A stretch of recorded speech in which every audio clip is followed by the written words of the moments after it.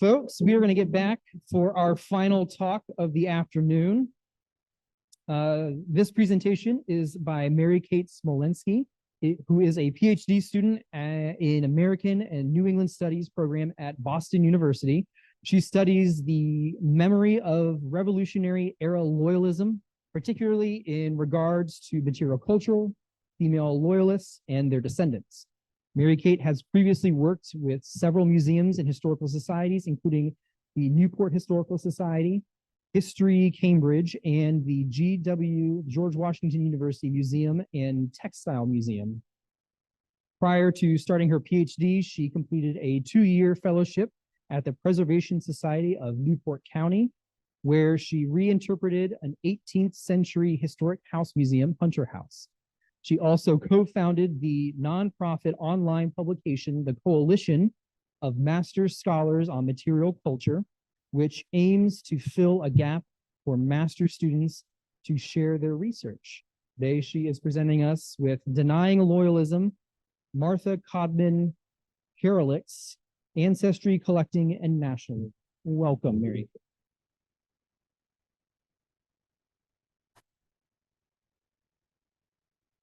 Everybody hear me? Perfect. So hi, everyone. Before I get started, I would just like to thank the DAR Museum for hosting the symposium and allowing me to share my work. And thank you also to my fellow presenters. Your presentations today have been very fascinating and I've learned a great deal. Naturally, we've heard a lot about portraiture today, but portraiture lives beyond the period it was created. And so today we'll be talking largely about the 20th century, even though they are 18th century objects. And so many 18th century portraits depicting American Revolutionary era loyalists were passed down through families, and they gained new meaning over time. How did descendants who inherited these portraits reconcile the politics of the sitters with their own identities as Americans? Ignoring or denying loyalism was a common strategy for descendants who worked to fit themselves into the national narrative. And so today I'll be talking about a specific case study, the 18th century portrait of Catherine Green Amory of Boston, and the use of her portrait by her descendant, Martha Codman Karolik. And this research is ongoing, and I hope will be part of my perspective dissertation on the memory of loyalism studied through the lens of print and material culture. So around 1763, Catherine Green Amory sat for a portrait with John Singleton Copley. Copley was then the premier portraitist in the Northern Colonies, painting at least 16 likenesses in the year that the Amory family commissioned Catherine's portrait. The artist created a 3/4 length representation of Catherine, who stands facing forward with her upper half turned slightly right.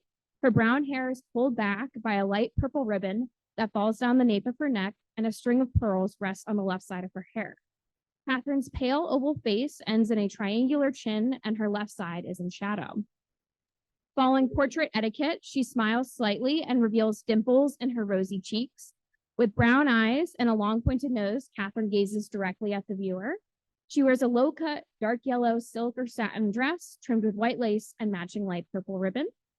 And she rests her arms on a piece of furniture, a table or desk, which depicts a Puto holding a landscape painting or tablet. Behind Catherine, Copley has depicted a dark green curtain covering a stone pillar, and the rest of the background is blue sky and white puffy clouds.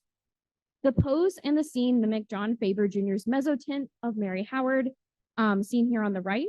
Copley recreated Faber's background, prop objects, pose, hairstyle, even down to the dress with the large square sleeves for Catherine's painting. He also copied these elements in 2 other portraits, relatives of Catherine, Lucretia Chandler Murray and Mary Green Hubbard, as you can see here. It is very likely that Catherine never wore the dress depicted and never posed in that exact form. Scholar Margaretta Lovell, who Josephine mentioned earlier, has argued that what was important about portraiture was the appropriateness of pose, context, and costume to gender, life stage, and station, and the exactitude of face. An accurate depiction of Catherine's face is what created value for her immediate family, as well as her identity as a member of the British Atlantic elite. When Catherine left for England in 1775 and subsequently died there, her father, Rufus Green, took possession of the portrait and utilized it to remember his beloved daughter. The portrait then descended through the Amory family. Around 1902, Martha Codman, the great-great-granddaughter of Catherine, took possession of the portrait, and she would ultimately donate it to the Museum of Fine Arts, Boston. Martha, a Bostonian, was interested in her family history and had begun to collect family heirlooms from other relatives, like Catherine's portrait. However, the likeness no longer represented personal memories or interactions with a deceased loved one. Instead, the portrait stood in for venerable ancestry and the artistry of Copley.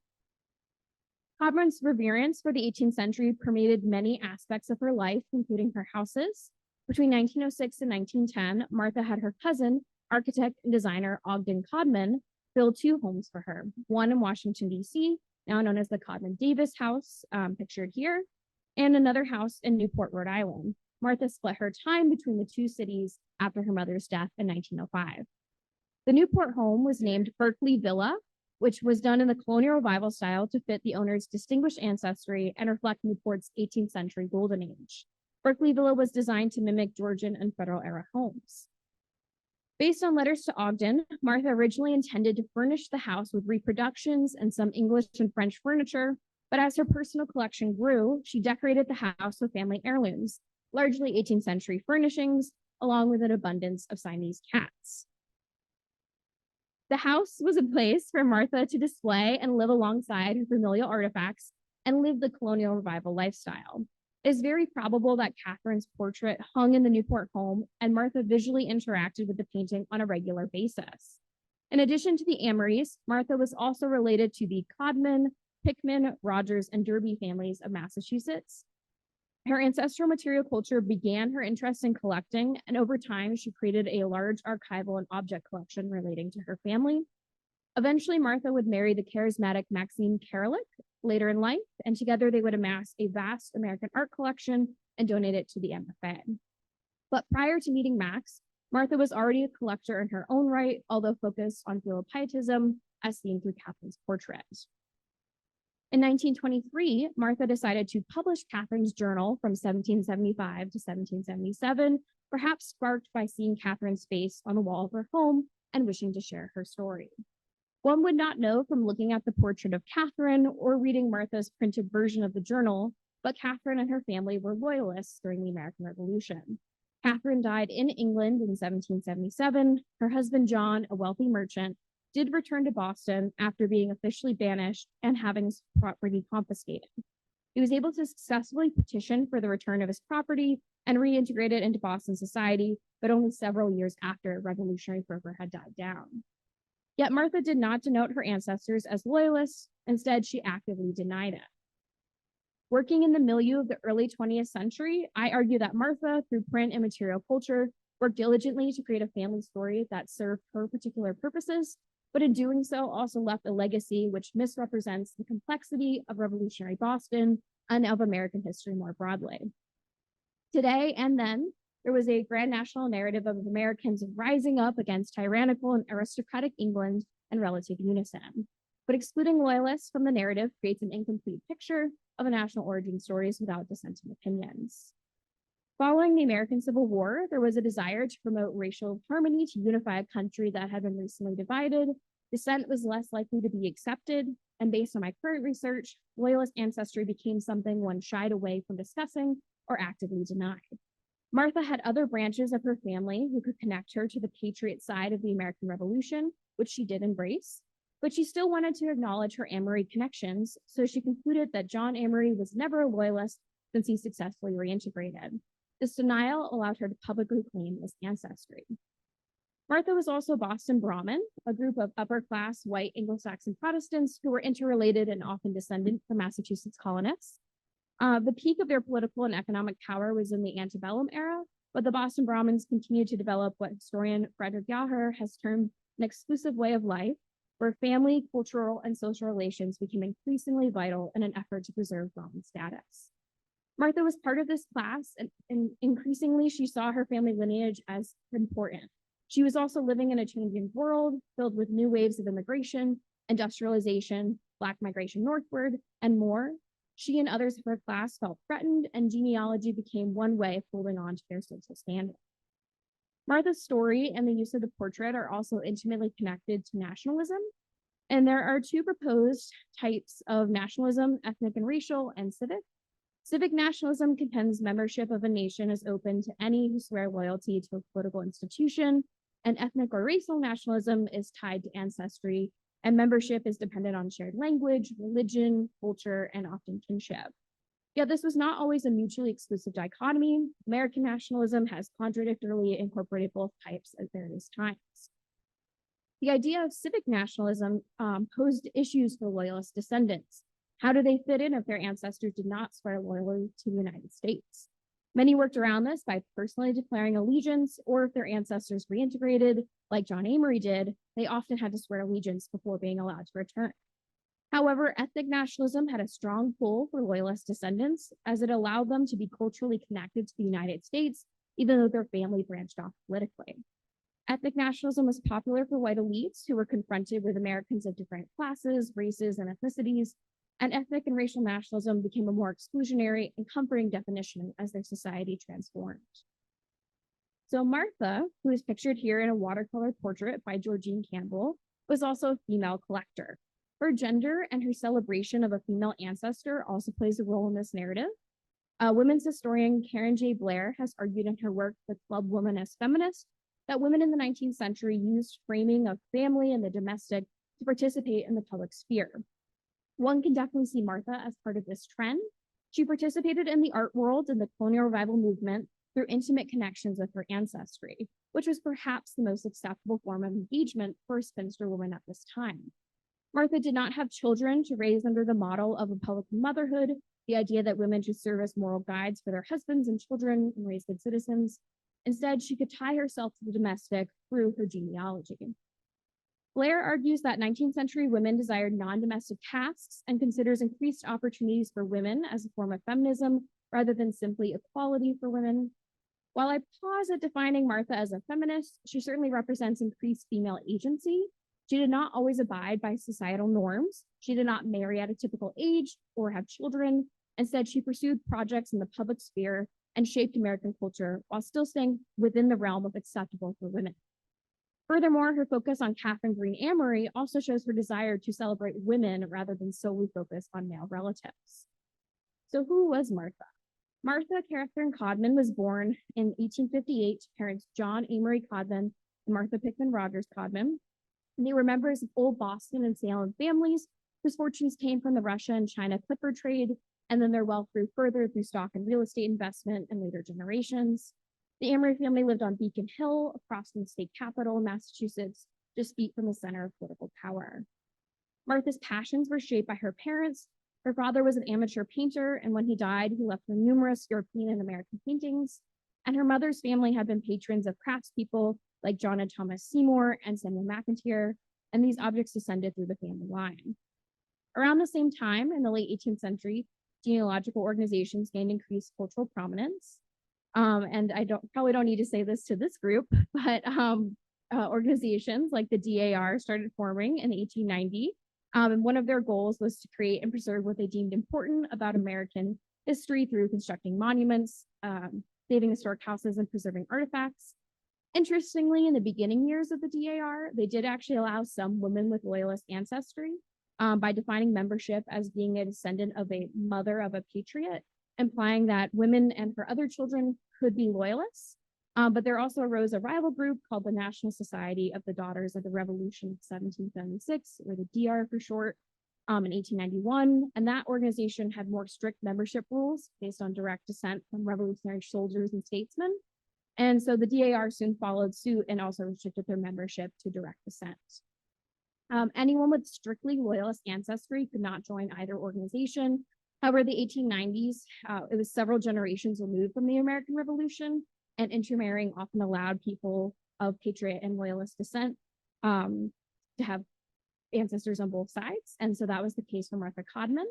And so Martha did join several lineage-based societies, and her work is part of this larger movement of women's groups to shape collective memory and encourage patriotism. On April 6, 1896, Martha applied to join the DR, although it's not clear why she chose the DR over the DAR. And for this application, though, she could not claim Amory ancestry and instead listed Captain Abraham Dodge of Ipswich, an ancestor of her mother. However, Martha's obituary does not list her as a member of the DR, while it does list another genealogical association, which is the National Society of the Colonial Dames of America. So the Colonial Dames was founded around the same time in 1891 as the DAR and the DR. And Martha joined the Washington, D.C. Colonial Dames in March 1910. However, unlike with the DR, where she could not claim her Amory ancestry, for the Colonial Dames, she could claim Jonathan Amory as her relevant ancestor. Martha also saw herself branching into the preservation world. In the late 1890s, her and her mother jointly purchased the Fairbanks House in Dedham, Massachusetts. This house was considered the oldest surviving timber frame house in North America and was at risk of demolition.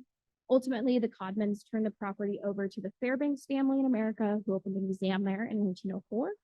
And for the Codmans, this was a successful project where they saved an important site for American history, and Martha would continue to involve herself in such public projects, although she became more focused on her own family.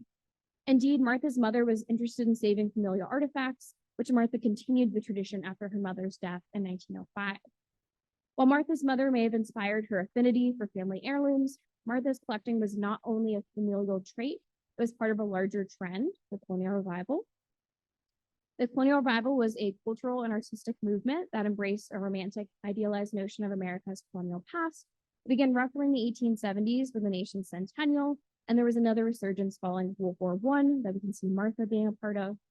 The Colonial Revival saw the rise of several major patrons like Henry F. DuPont's Winterthur, Henry Ford's Springfield Village, and John D. Rockefeller's Colonial Williamsburg, which you can see pictured here on the screen. And Rockefeller and others were interested in colonial history and early American art, but also sharing this with the public. Cultural institutions and donors believed the American public would benefit from seeing colonial objects and that it would elevate public taste. And so while the most well-known collectors were men, women also played a key role in the Colonial Revival, some on a small personal level through preserving families' artifacts, stories, or purchasing antiques and new Colonial Revival objects like Wallace Nutting's hand-colored prints. Others joined organizations like the DAR and were part of more collective action. While Martha did not achieve the same level of prestige in collecting as a DuPont or Rockefeller, she was a significant female collector in the space dominated by men in this era, and she would also grow to adopt the need for the public to interact with these objects. Her first major public project that she participated on her own without her mother was the Oak Hill Rooms at the MFA. Oak Hill was a mansion house located in Danvers, Massachusetts, and belonged to the Derby family, one of Martha's lineages. The MFA acquired 3 rooms from the house and began to look for Derby-related items to create federal period rooms. And Martha assisted the MFA in finding related furnishings, which included corresponding with a cousin, Louisa Lander of Washington, D.C. And Lander actually burned archival documents and only saved a few, which he turned over to Martha, which completely shocked Martha. And this perhaps the fear of losing manuscript documents after hearing of Louisa's burning bills led Martha to her next project in the very same year, which is in 1923. Martha decided to transcribe, edit, and privately publish Catherine Green Amory's journal. She may have also been inspired, as I mentioned, by seeing Catherine's portrait hanging on the wall of her Colonial Revival mansion. Deciding to include select letters after the journal to provide further context, Martha published a 142-page book that is half journal and half letters, interspersed with illustrations. And this is a rich source that has much to offer for 18th century scholars, but it also speaks to the 20th century and to Martha. To begin with, Martha's choice of title is significant. She calls it the Journal of Mrs. John Amory. However, as she discusses in the journal itself, roughly 15 months of the journal are actually written by John Amory, and only 11 months are written by Catherine. She notes that the diary seems to be in 2 handwritings, and the first looks like John's.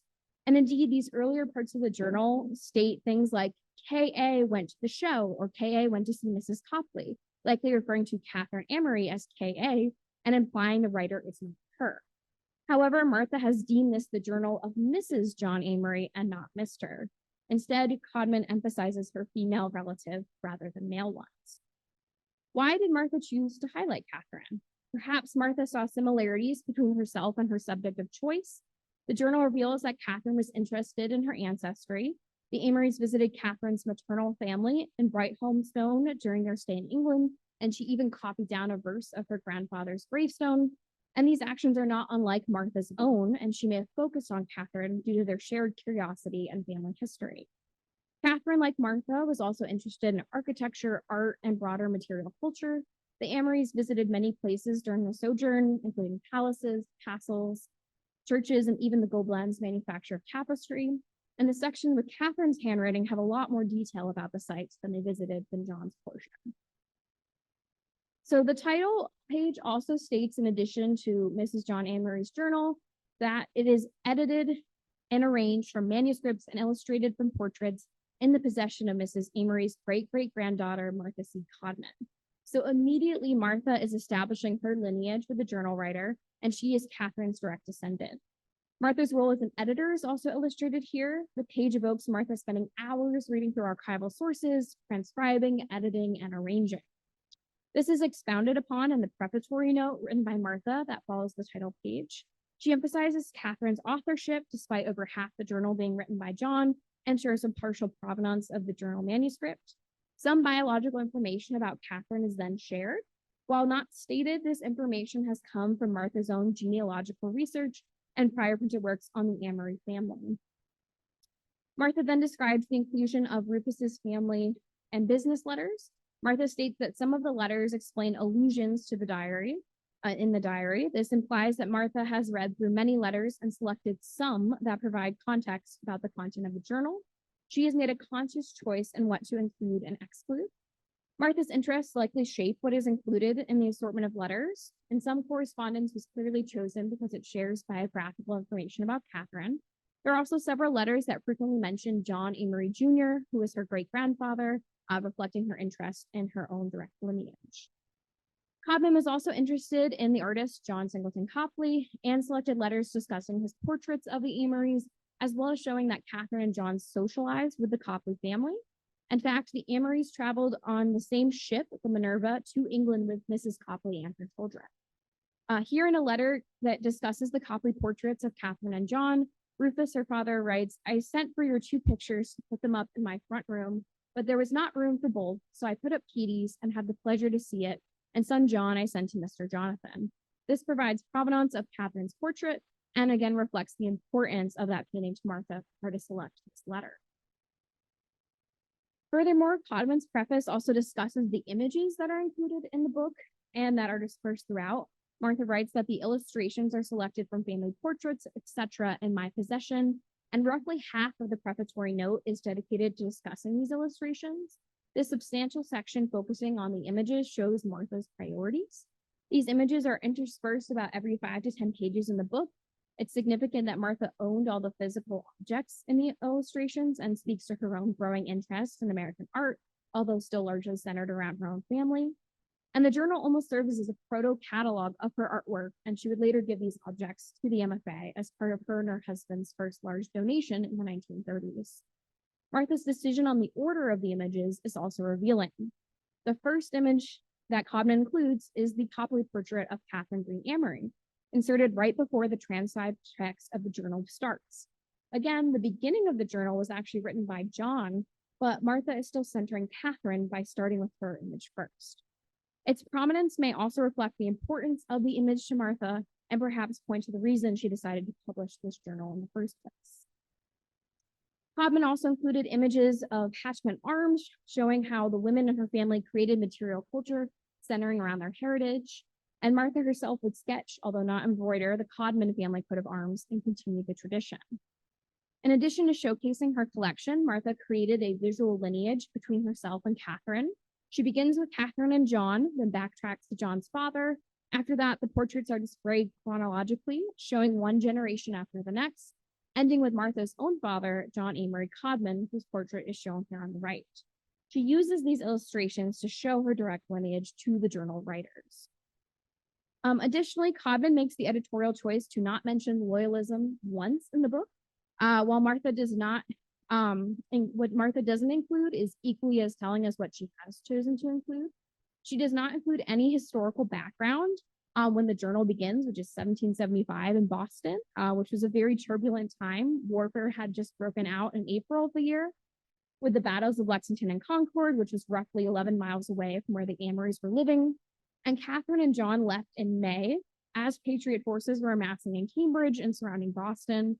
The Amorys were likely motivated by many reasons to leave, including business affairs and avoiding warfare. However, instead of going to the Patriot-held countryside like many other Bostonians, the Amorys went to the British motherland. In an undated genealogy that Martha wrote about the Amorys, she stated that Mr. John Amory Sr. was most unjustly accused of being a Tory, unjustly as all the letters of the firm written before the commencement of the war and after show. Under this misapprehension, the government laid claim to his property and he feared even to petition for leave to return until after the peace and the subsiding of party feeling. Martha did not believe that John was a loyalist since he successfully reintegrated. However, scholars have concluded that he was indeed a loyalist, although not fully ideologically committed, and he later expressed his regret in order to have his banishment ended and his property returned. Her refusal to connect her family to loyalism is intriguing and reflects how she navigated having loyalist ancestry, clear rejection of the possibility. This did not fit into Martha's concept of nationalism and importance of lineage patriotism. Furthermore, the loyalty of Catherine's relatives is not discussed. Catherine's sister Patty and her father Rufus were also loyalists, and there were slight allusions in the printed letters that Martha does not discuss, while other scholars of her era, such as James Stark, did. Finally, the last page of the book has a note that 100 copies were printed, and Martha set about distributing these copies. She sent the journal to numerous institutions, including the Massachusetts Historical Society, the Library of Congress, and the Huntington Library. Not only did Martha print the journal for posterity, she ensured that her edited family history would be preserved in libraries around the country. Scholars of the 18th century still use this printed journal as a primary source, so Martha certainly succeeded in that endeavor. She carved out a space for her family in the annals of history, while also making sure that it was her specific take on her family. It is not an unbiased source, but rather shaped by its editor. Then in 1928, Martha, age 69, married on the French Riviera Maxime Karolik, who was a Russian Jewish opera singer who was 40 years younger than her. Yeah, quite a wild marriage.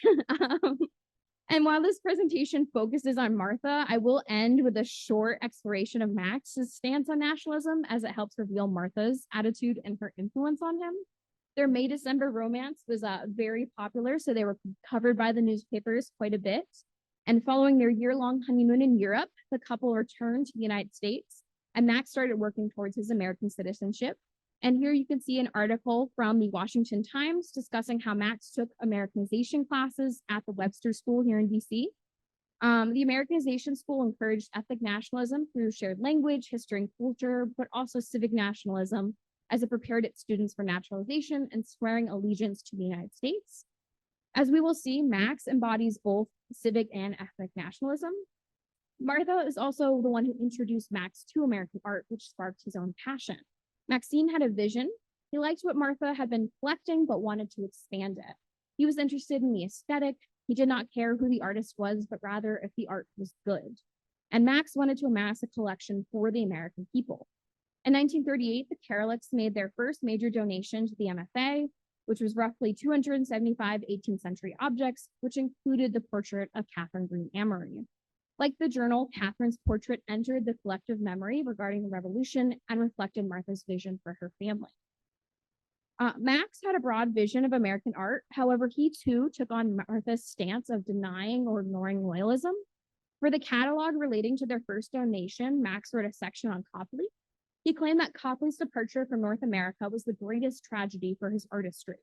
He felt that, quote, native soil feeds the creative spirit of the artist, unquote, and that Copley was American. When he was denied access to his home environment, his creativity floundered. He's not a fan of the British era.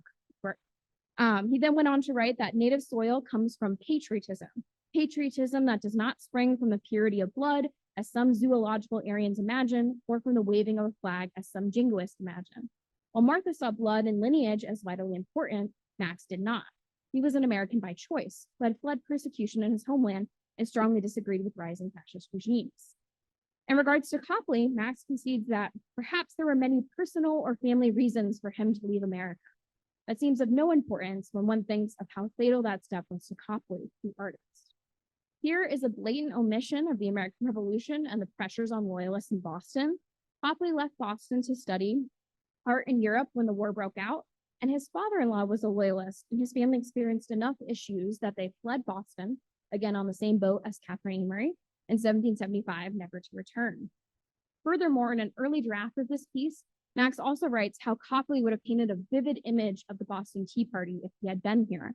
And in parentheses notes, by the way, Copley's father-in-law, Mr. Clark, was an active participant in that strike. This section was later cut out. It is possible that it was deleted from the text because of its inaccuracy. Clark was not a participant in dumping the tea. Rather, he was an agent for the East India Company and owned the tea that was dumped. Not going to make it in there. And perhaps Max learned of this and decided to cut this aside because it again brought attention to loyalism, and he took Martha's stance of denial or ignorance.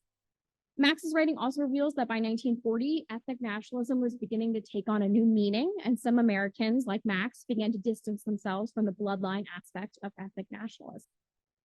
While Max saw himself as American, Martha continued to see him in some ways as Russian. In 1943, she wrote the director of the MFA, "I am enthusiastic about this collection as my husband is, because I realize its great importance to my native city. It amazes me and delights me beyond words that my Russian husband should be the one to make these beautiful American collections. I want you all to know that I take great pride in what he has done and is doing. I stand behind him wholeheartedly. His constructive ideas and his desire to do something worthwhile for the people is really very fine and noble." So here Martha calls her husband Russian, despite being naturalized for over 15 years. She finds it amazing that he has embraced American art as an outsider. And while she praises him for his efforts and is fully on board with his mission to educate the American people, she still has a disconnect with who she considers to be American. Martha continued to live out her own ethnic nationalism in some ways, despite Max embracing civic nationalism.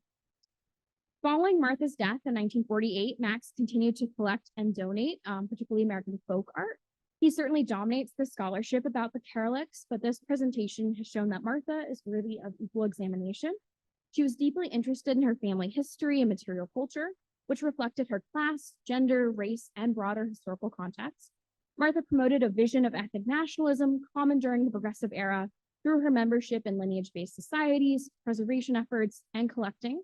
And this was in response to immigration, changing racial dynamics, and the decline of the Brahmins.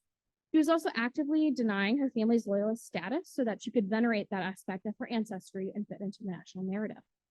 Martha then made public her interpretation of her family through donations to the MFA. Today, if one walks through the MFA's Art of the Americas wing, you will see countless labels with the moniker, the collection of Maxime and Martha Karolik, like this collection of Newport furniture that you see here. Martha also added to the public memory around her family and the revolution through the publication of the Amory Journal. She chose to focus on a female ancestor and promote female agency. This portrait of Catherine Amory moved from Martha's individual memory to a collective one when she donated it to the MFA and published its image in the journal, transmitting Martha's ideas about her family.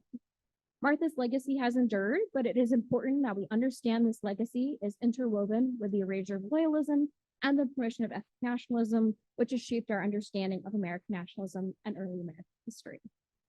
Thank you so much, and happy to answer any questions.